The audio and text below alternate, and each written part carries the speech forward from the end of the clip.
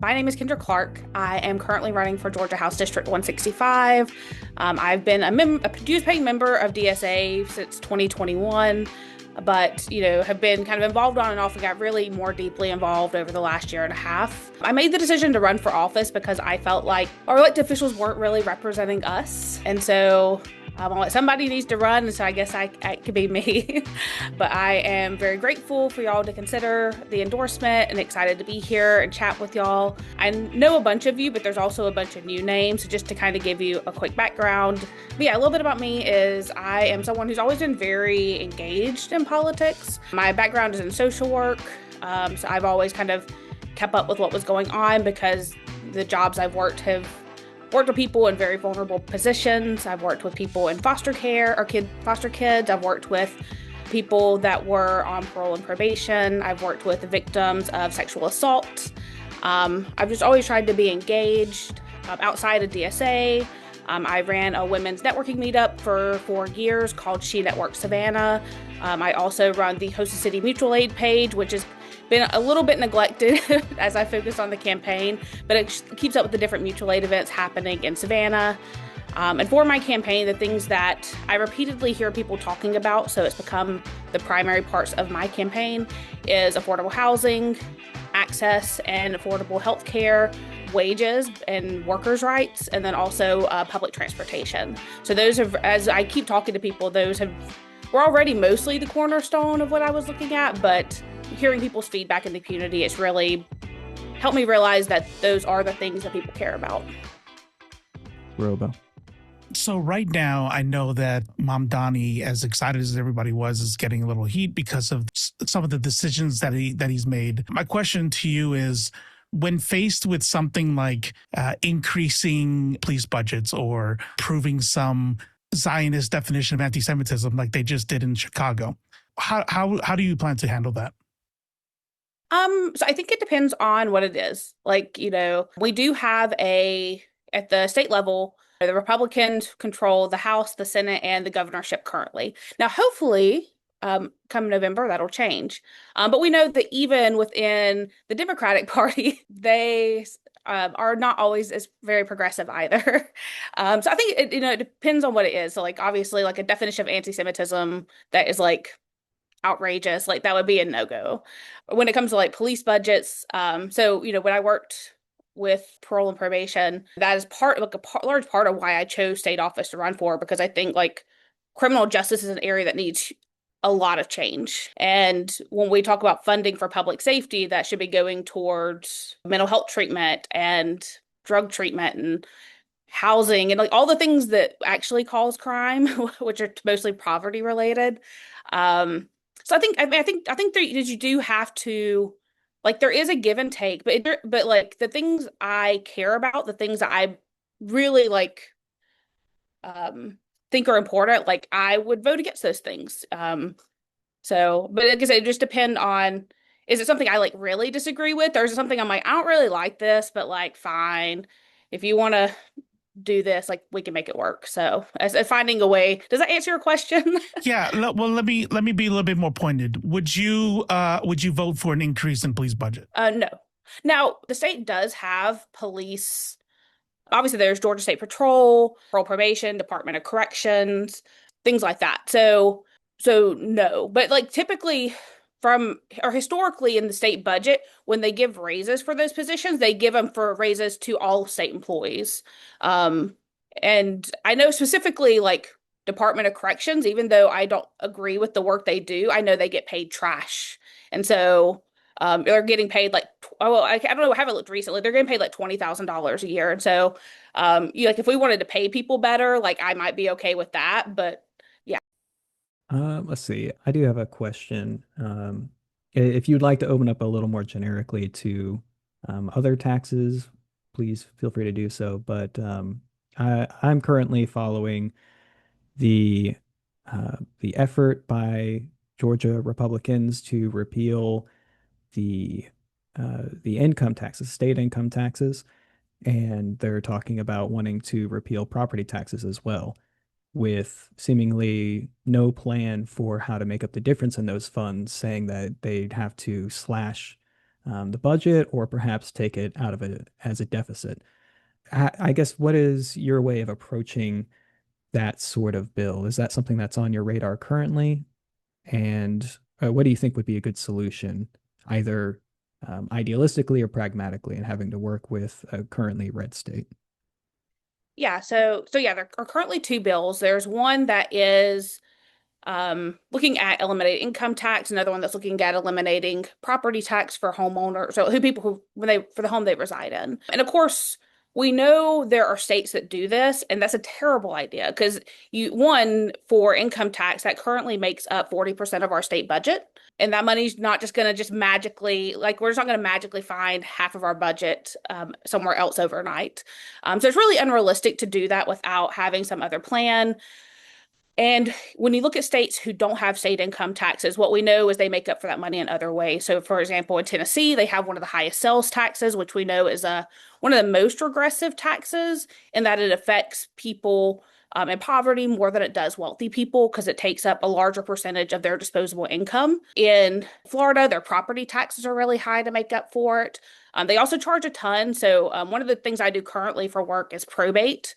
And so that's the court you have to go through when you have a family member who dies. And in Georgia, unless you hire an attorney, like the filing fees are like a couple $100s, which don't get me wrong, isn't cheap, but like it's not terrible. Where in Florida, you may spend thousands of dollars. So you end up paying for those things regardless.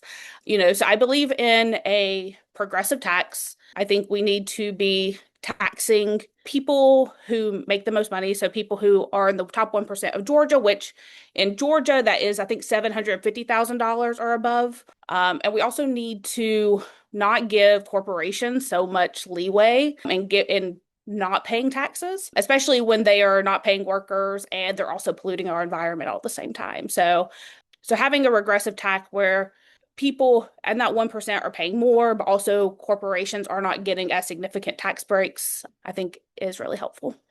Alrighty, thank you. We have another question. What is your position on how public education is funded and how those funds are allocated?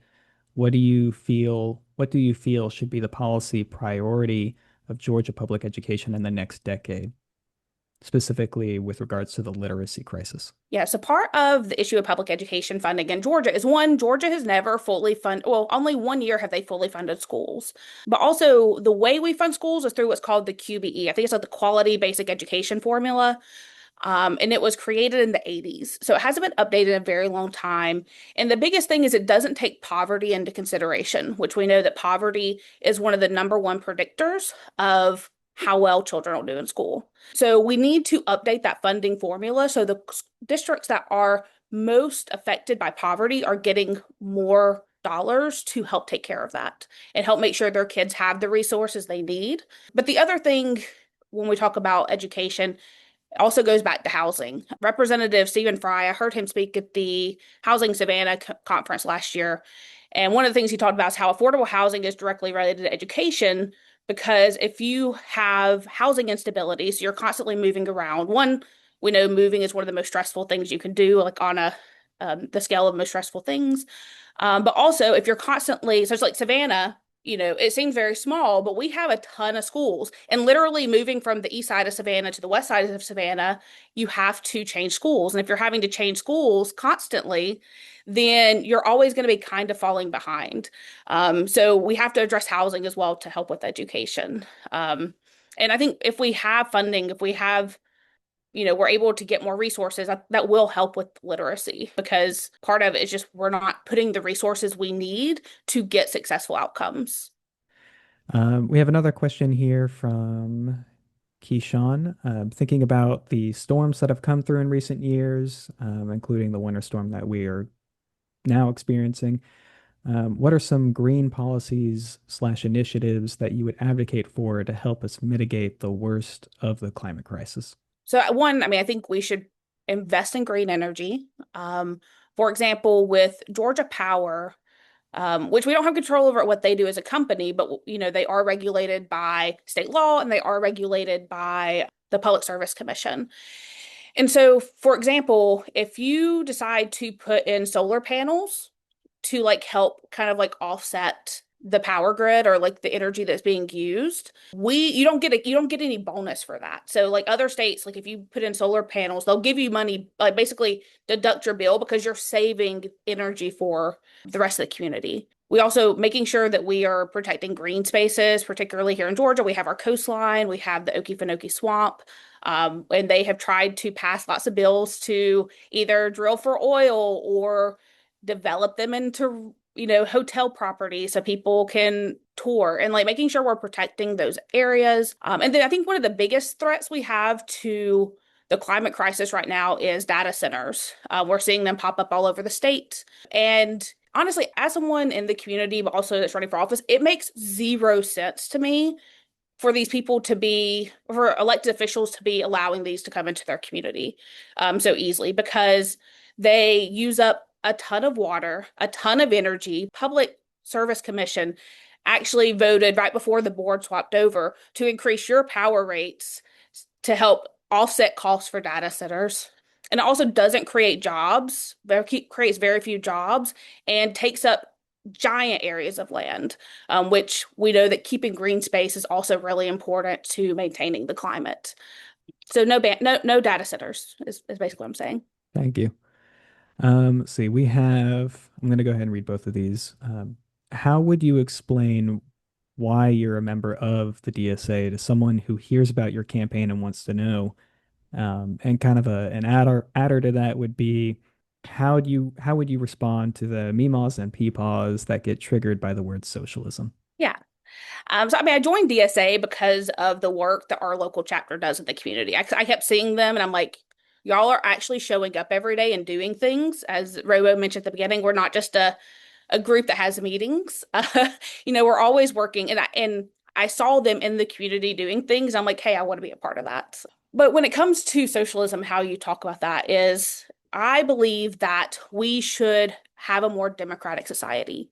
Currently, democracy looks like I go to a voting booth, I would say once a year, but here in Georgia, I feel like it's sometimes three or four or five, and you vote, and that's all you do. That's all democracy is. But democracy is also being able to have decisions in your workplace, that the decisions of how our city, our country, our state runs isn't just like these super rich people up at the top and the power wielders, that we are the people who have a say in what our society looks like. Because if we were more democratic, I think about that like stupid parking garage they're trying to build over by Forsyth Square that no one wants, but some company does. And so the city of Savannah has just pushed it through. And that's because we don't have democracy. And so I think it should be us. It should be the working class people who are in charge of our everyday decisions, and that we should make sure that it's not just in our society, but also in our workplaces and being able, I say that someone who like has a very democratic workplace. I'm very, very grateful, and that everyone truly has a say in how we do things and we're paid well, and everyone should be able to experience that. All right, thank you. We have another question. Do you have three items or areas that you'd rank as your top three legislative priorities? What do you think the feasibility of those items look like? So I would say the top one, because this actually is probably come up the most out of everyone I've talked to, is raising the minimum wage. Now there are currently two House bills at the state level, but they've been held up in committee. Because the way Georgia works is you submit the bill, it gets read, but then it goes to a committee, and committees are where bills die. And so you have to get it through committee to even get it to a vote. And so there's currently two House bills that are sitting at the state level right now. One that raises the minimum wage to $15 an hour, another one that raises it to $20 an hour. Gabriel Sanchez, who is a DSA member, a House representative up near Atlanta, like he is a co-sponsor, oh, he's a sponsor on one and a co-sponsor on another one. But yes, I think that raising the minimum wage is probably like number one. I think two for healthcare. I think the first step is expanding Medicaid, which is like, but I think that's like the bare minimum when it comes to healthcare. But I think it's very possible, especially as we've seen the ACA subsidies expire. We got really close to expanding Medicaid a couple years ago. So that's just one way to just very quickly expand some access to healthcare for people. But I would love to see us go above that. I know I talked with gubernatorial candidate Rua Roman last month, and she was talking about how there's actually something that is in place that the governor could actually explore, has the power to explore a public option. So, like, what would that look like? And then I would probably say the third thing is the third one is related to housing, and I can't decide which one would be the top ones. I'm just going to tell you both. One is making it where all these private equity firms can't buy up homes because part of what's driving up the cost of housing. So it's either passing something that prevents them from doing that, or also passing something that would allow for rent control. So currently, even cities aren't allowed to do that because there's a state law that prohibits them from doing it. So at a minimum, doing away with that rule and allowing cities to make up their own rules, or if we could implement something at the state level to deal with rent costs, I would take it either way. And I think the Medicaid one's the most likely to get passed. And I think the other two are a little bit harder, but doesn't mean we can't ever start trying or stop trying. All right. Thank you again for your answer. We have another question here. Healthcare is a big issue here in Savannah. Access to maternal care is decreasing as we speak. What policies would you advocate for that would aid in making sure mothers slash expecting mothers have access to the care they need pre and post birth? So, like I said, expanding Medicaid's part of it. Just expand, because if you expand healthcare access for everyone, then that's going to affect mothers as well. Of course, overturning the heartbeat bill, which basically banned the majority of abortions here in Georgia, because we know that by doing that, it's made it very hard for doctors to do what is best for their patients because they're afraid they're going to get arrested or sued because of this bill. So even women who have miscarried, like sometimes their treatment is delayed because of that. And so we've also seen a lot of doctors leaving the state because of that, because they can't make decisions for themselves for what is best for their patient. But I also think we should be investing more money into public health care, into our health departments, into our hospitals to make sure that they have the funding they need. I know here in Georgia, because we haven't been funding healthcare, because we haven't expanded Medicaid, I think it's like 60 something counties that don't even have an OBGYN at all. And so I think just getting some funding, expanding Medicaid are good, and doing away with the heartbeat bill. I think those are good places to start, but it's only the beginning. All righty. Thank you. The next question we have is, do you have any ideas on how to expand renters' rights, given that Georgia prioritizes the rights of landlords? Now, I think you spoke about that a little bit there. Is there anything you'd like to add? Well, we should also have better tenant rights because we really don't have any. So one very simple thing is we don't allow a curing period.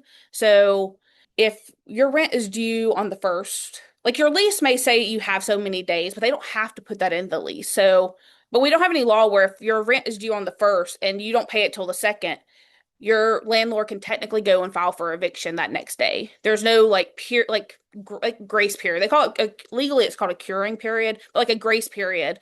And so doing that, making sure that they actually have to keep the like place livable. Because it's really hard. You should be able to, if your landlord's not taking care of the property or not fixing things, to stop paying rent until they get it fixed and not be punished for that. But because our tenants' rights are so weak here in Georgia, it's really hard to do and know that you're not going to end up on the street the next day. So I do think expanding tenant rights is very, very important. All righty. Thank you. And okay, there's a question here. Georgia law lacks any civil rights protections for LGBTQ plus people, meaning people who identify as LGBTQ plus can be fired, evicted, and denied service in public places with no legal recourse. What are your ideas to help with the civil rights protections, not just for LGBTQ plus folk, but also for other historically excluded groups? And I'm not fact checking these live. So if you're aware of any protections that you'd like to share with us as well, um, please feel free to include that. I'm not sure of any specific ones in Georgia. I know they previously tried to pass some that were like against LGBTQIA people. Thankfully, the worst one did not pass, thank God. But yeah, they've been trying to do worse than they currently are, believe it or not. But I think one thing is just expanding workers' rights overall, even like doing away with right to work, where they can't just fire you just because without no reason. So making sure that you have protections as a worker in general. But also, I think we need to reaffirm that the LGBTQ population has a place here, regardless of whatever happens at the federal level, because I feel like in our current environment, it seems like things could change any day, but making sure that they have a right to, be married and they have the same rights that anyone has, regardless of their gender identity. But by protecting workers' rights as a whole, I think that's a really great start. And getting rid of right to work is because then they at least have to have a reason. They might lie, they still might discriminate, but it makes it a lot harder for them to do it. All righty, thank you. And we have another question here. And folks, please, if you have more questions, do ask them. We have a little more time than we budgeted for tonight, so keep them coming if you have them. Next question we have is, how would you work to improve the situation for disabled Georgians? For one example, this person has been dealing with Georgia vocational rehabilitation, but their turnover must be terrible because they can't actually be matched to an employment services provider because the caseworker keeps leaving and being replaced. So it sounds like they're suffering from a lot of turnover. How would you either address that turnover or improve the circumstances, the conditions for disabled Georgians broadly? It's very rare you're going to say one good thing our state representatives actually did. I believe it was last year they actually passed a law where you couldn't you couldn't pay disabled people less, because previously you didn't even have to pay them minimum wage, which is insane. So they did pass a law where that can't happen anymore, which is really good. But yeah, I think that if they're having that much turnover, I mean, I would want to know, like, talk to the people who run that program and figure out what's going on. If that is the main reason they're having a trouble getting people placed, like, there should be continuity built. As someone who worked for a state agency, there should be continuity of, like, no matter who's in that position, they still should be able to get you help. So making sure that program's even running well and making sure it has the funding it needed, that people who are working there are getting paid well so they stay. Because as part of bureaucracy, which is, good and bad, but no matter who's there, the process is the same, the database is the same, and they should be able just to, regardless of who's there, still be able to move you forward in the process. But we should definitely make sure that we have protections for disabled workers, make sure that we have access to handicap accessible, buildings, and make that easier. I know here in Savannah, for example, the building I work at is not handicap accessible. And because it's a historic building, like, we can't put up a ramp or anything to make it accessible, which makes it really, so when we have clients who can't go up steps, we schedule to meet them somewhere else. But, like, making it easier when structures need to be made handicap accessible, I think that's really important as well. All righty. Once again, thank you. I don't see anything else in the chat. I think I did have another question for you off to the side based off of your questionnaire. Let's see, you mentioned there are a lot of barriers due to state laws. So obviously, a lot of what we want to do locally is already prohibited or is being prohibited in real time by the state of Georgia. What strategies are you planning to take when it comes to working with Republicans, either because they maintain a majority or because you're not able to win out a majority with the Democrats? Do you see room for negotiation or underhanded tactics in any way? I think that part of it is messaging and, like, how you present an idea. I think one thing that Democrats have done terrible at is messaging. So, like, when someone puts up a bad bill and there's like, this thing is bad, where rather you can, like, flip that on you. So, like, take example of the state not allowing cities to implement rent control, or the state banning local municipalities from being able to make a decision about whether they want to cooperate with ICE or not. I grew up in small town Alabama, so I know a lot of conservatives. And so be like, hey, do you want the state telling your city what they can and can't do? They can't make a decision for you of how to make housing more affordable. They can't make a decision about how to keep your community safe because the state's preventing them from being able to do that. Don't you want those decisions made locally? Because what works for Savannah doesn't necessarily work for Macon or Augusta or Rincon or any of these other places. So I think finding that messaging and finding, like, that common ground, and some of them are going to be jerks and they're never going to cooperate or agree on anything. But I think there's room to find that common ground, because the thing is when I'll give y'all a story. So I went to the downtown neighborhood association meeting last week, and there was this lady, And we walked in together, so we started chatting. And as we're talking, she's like, everything I'm saying, she's agreeing because what she found out I was running for office, she's like, all these billionaires are coming in and buying up the houses, making housing unaffordable. I'm like, yes, and da da da. And then like towards the end of the conversation, she's like, wait, what party are you running with? I was like, well, I'm running as a Democrat, but I'm running that web way because they tend to be who I most align with. But also, I'm not really happy with either one of the parties, which is why I made this decision to run in the first place. And that's when she told me she was a Republican. And she's like, well, she's like, I wish you luck. She's like, I hope you don't win. But but you seem really nice. And so like the thing is, we were agreeing on everything. Everything she was saying were things but because she's like stuck in this two-party system, she's like, oh, that's a no. I think having those conversations, like I think there's some people who will find that ground to be like, oh, actually, we do agree on this. And there's some people who never will, and that's okay. So Caroline asks, what policies do you support to make home ownership more feasible for middle and lower income Georgians?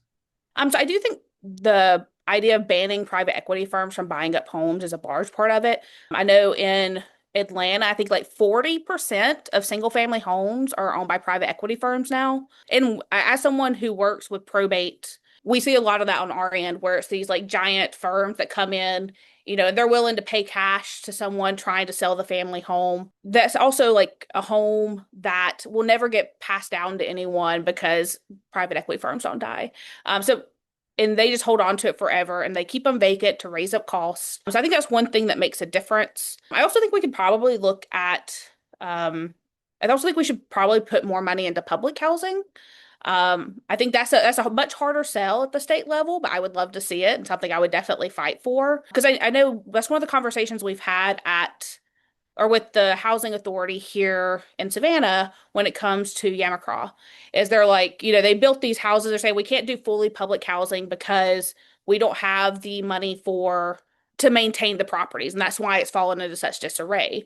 So they're saying we had the money to build, but not to keep it up.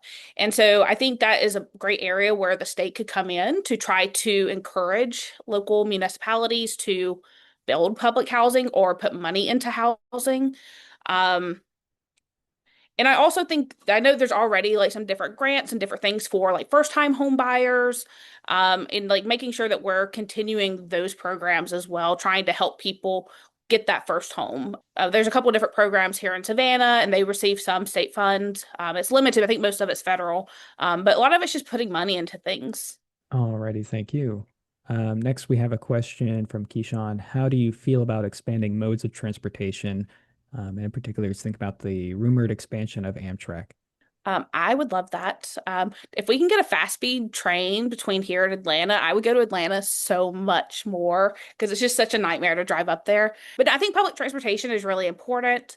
I actually met with one of our county commissioners this week to talk about CAT and kind of some of the stuff going on there and how we could potentially try to get free buses through CAT. As a long-term goal, but we were talking about how that could potentially become a reality, and how we could try to work that through because it's like making it accessible, but also making sure it runs efficiently because the CAT board it's created by the state and it's funded by the county and the city and the different municipalities who participate and then grants and things like that. But they're also like their own agency, so there's not a lot of oversight. And so making sure there's accountability there so that workers are getting paid well, that the buses are running smoothly, that we know that the funding is going to the appropriate places, and then expanding upon that. Like I would love to, which I know this is like having conversations with other municipalities, but trying to expand that. So I was a Uber driver on and off for years. I did it full time for a little while. And like it was insane. People who worked in Pooler but lived in Savannah and are having to pay $30 or I don't even know what they paid. I just know what I made off the ride. They're paying like an insane amount of money just to get back home, probably, at least 1 to 2 hours worth of their wages just for transportation. So I think that expanding public transportation is a necessity. And that's something, like I said, that's one of the things that keeps repeatedly come up as I talk to people is about the need for public transportation. So expanding it locally, but also I would love it for Amtrak as well. Amtrak or high-speed rail or however we make it work. But I will say one of the barriers we have with like Amtrak and expanding it is most of our railways are actually owned by private corporations, by the railroad companies. And they won't allow us to use they don't want passenger trains on the rails. And so that's one of the barriers we have to overcome. And I'll be honest, that's a doozy to figure out, but I think we can find ways to do it, or at least try. Thank you again. Um, Austin asks, do you have policies related to criminal justice reform, sentencing guidelines, or reentry wise? So this is actually, so while it's not the most like the top of my agenda because it's just like people need to be able to afford to live. Criminal justice is my heart. It is the reason I chose to run for state office because I worked with people who were impacted by the criminal justice system for so long. And I saw just how that system fails them every day. And so I think one is we have to do sentencing reform. So I initially started working in Savannah, but then eventually transferred up to Statesboro. So there are two different judicial circuits. And the judicial circuit that Statesboro's in, one of the parole board members actually said at one point that they sentence drug offenders the way Atlanta sentences murderers.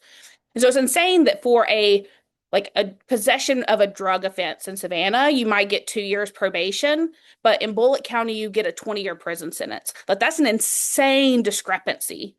And so we have to one, close that gap. Two, we need to, like I said, we need to put money into mental health treatment and drug treatment.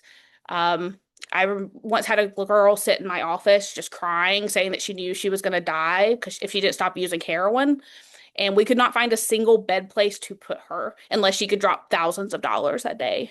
And there's just we lock these people up when they lose their job and their housing and all these things, and then they come back out and then we don't give them the resources they need. And so that is a huge, huge failure in my eyes, that we need to make sure we're giving people resources, but also not just locking them up for 20 years for drugs. That's insane. And then also building more accountability with our law enforcement. So I guess I worked for parole and probation from 2012 until 2019. And when Black Lives Matter started really happening, probably a couple years in, they started changing the use of force training that officers get in Forsyth, Georgia. That's where they have the law enforcement training center. And when it came to the use of force training, instead of trying to be teaching more de-escalation or things like that, they changed it to help them better articulate why they used force. I heard there was a training officer who was talking about the new training they were rolling out.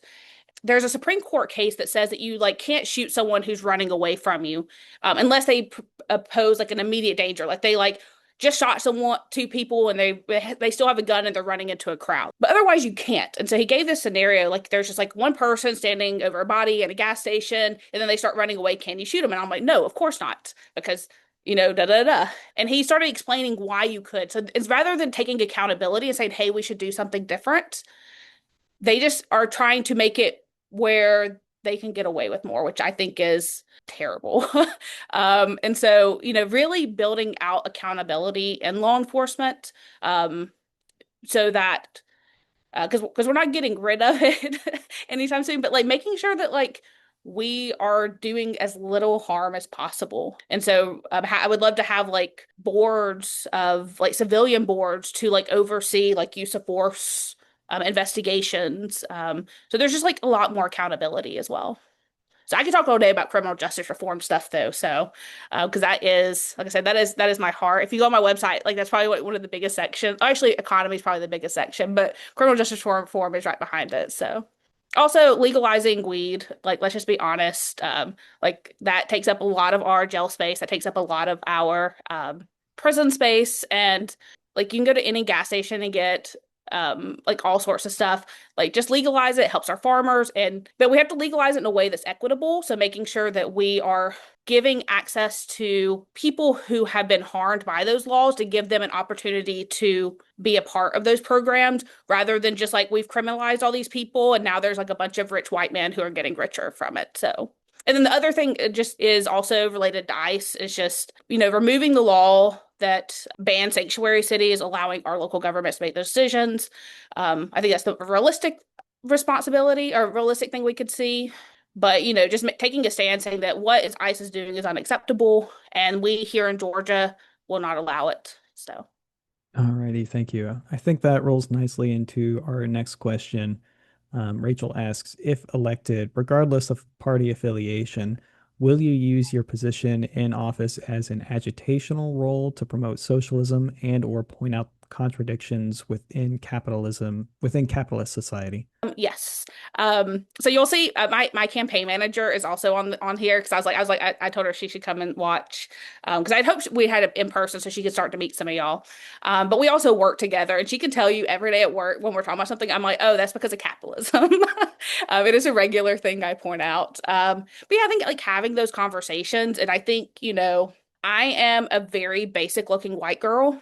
And like utilizing that to be like, hey, I look scary? No, let's chat. And so finding ways to talk to people about that and finding ways to talk about it in their language, I think is really important. And I think we're going to get more and more DSA people. Like I said, we already have Gabriel up there. Kelsey just got elected to Atlanta City Council. There's another, her name is Erin Baker, I think, that's also running for House up near Atlanta.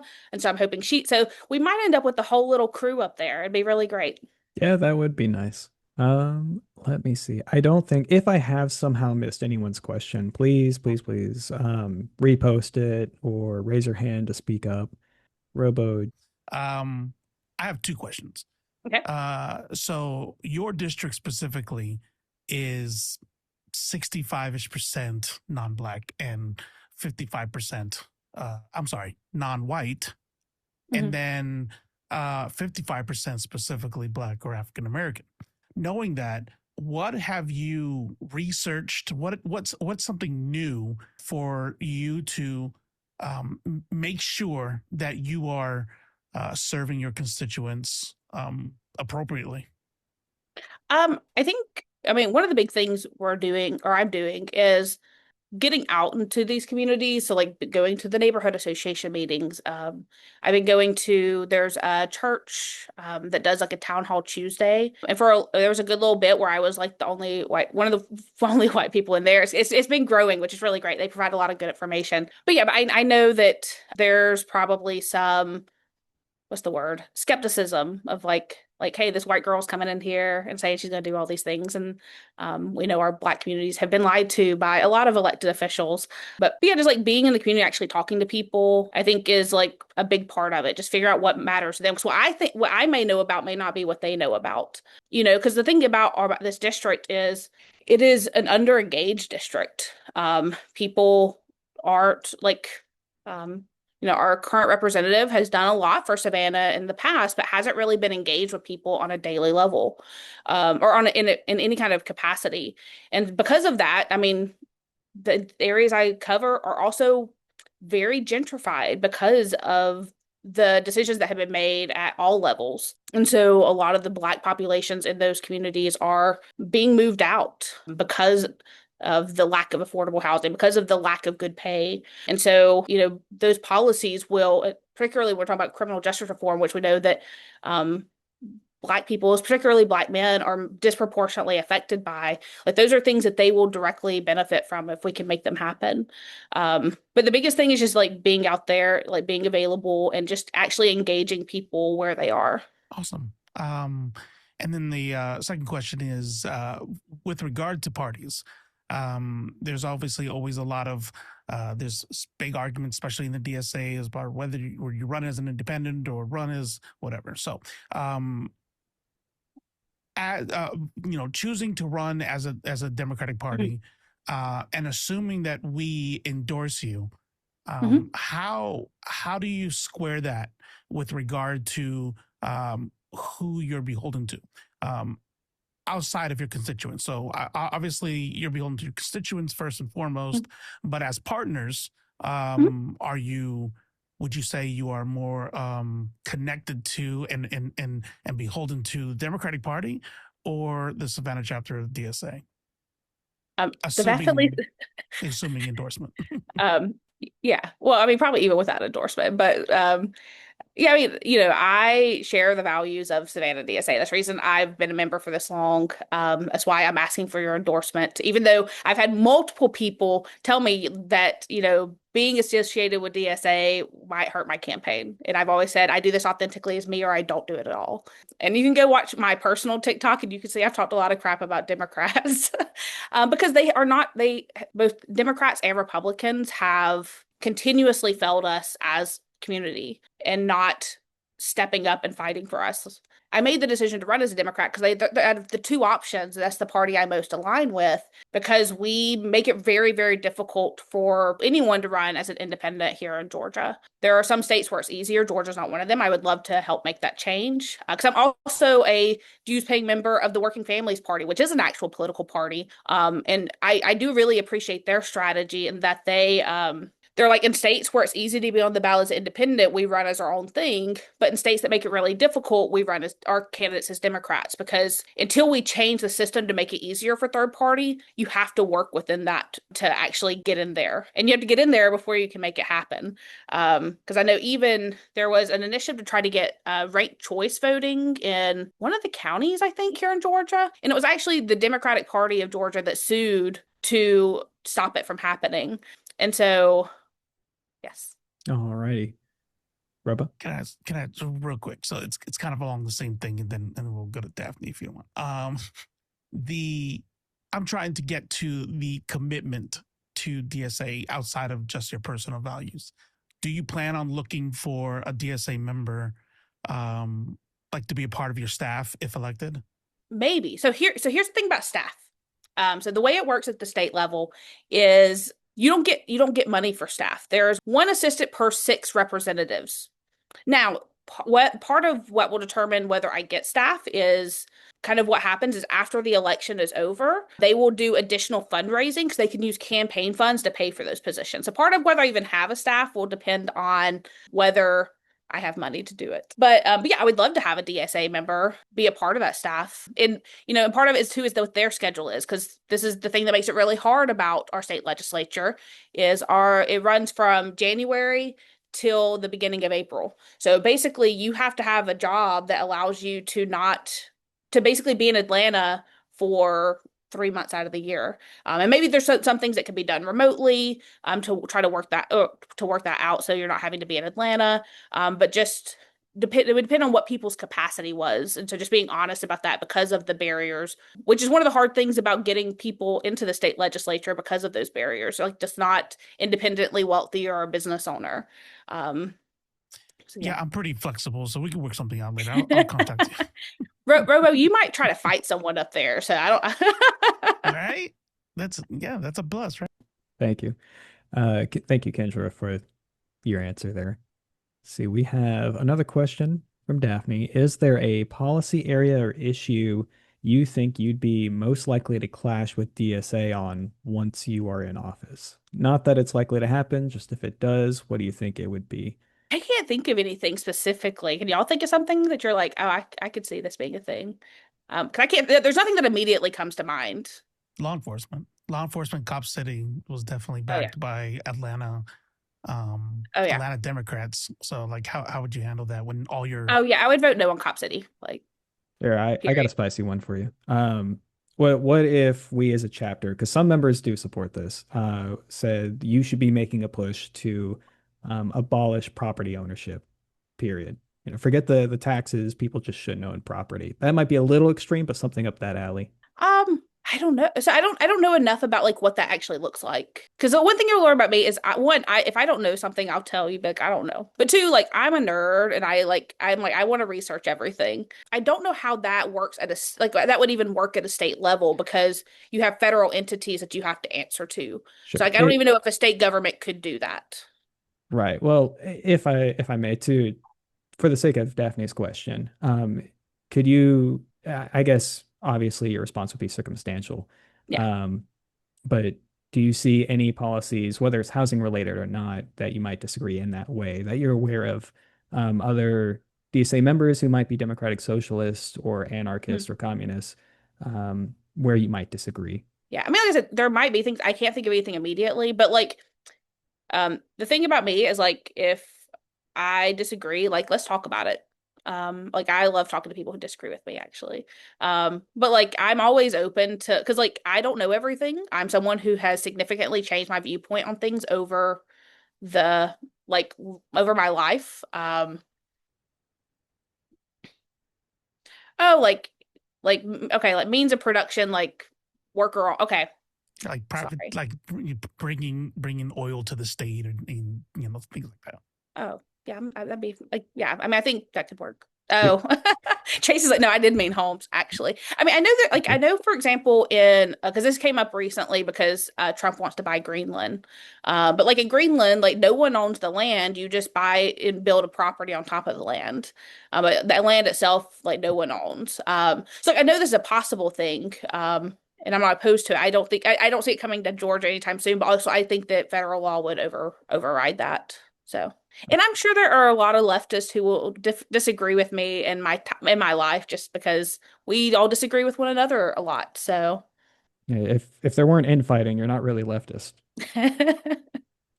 Alrighty. So this is our last call for questions. I think the timing here has worked out pretty well. So we'll take at most two more because I just saw something pop up.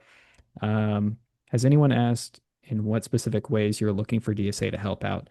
Yes, so that is on the questionnaire, and Kendra, feel free to correct or add to this, but I believe the hope or expectation is for canvassing, assistance with fundraising, and I think phone banking. yep, yep. And then the only other thing I can think of, because I know, and like the campaign could pay for it because y'all get a lot cheaper, but like y'all have, is it Dial to Win? Is that what it's called? We like our I think chapters so, that yeah. currently have it, but I know it's a program available through DSA. I It's really good for phone banking. I had the opportunity to use it when I was phone banking for Kelsey Bond, and I really like the software, but it's very expensive for a campaign on its own to get. And so, um, if I got it through DSA, but just paid for it for whatever y'all get it, then that would be amazing.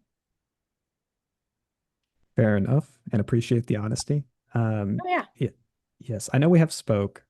I would definitely double check the dial to win. But there are a couple other tools as Mhm. well as access to van for canvassing on um, through our membership. Are you seeking national endorsement?